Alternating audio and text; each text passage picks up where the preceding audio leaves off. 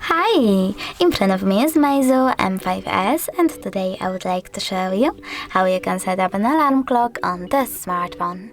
First of all, you need to access clock by tapping on it.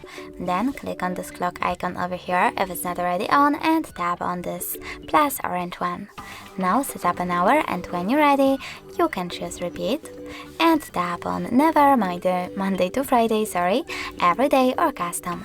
I will go with custom, so now I can select days of the week manually and choose OK in order to save them. Then you can adjust the volume of your alarm by swiping left or right here and choose sound.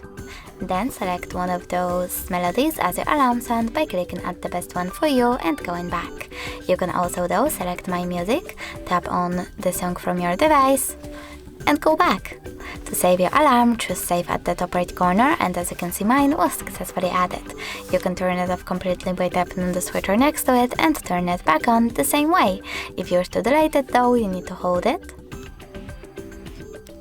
click delete at the bottom, and now it's gone. Thanks so much for watching. If you enjoyed this video, leave a like, comment and subscribe. Bye!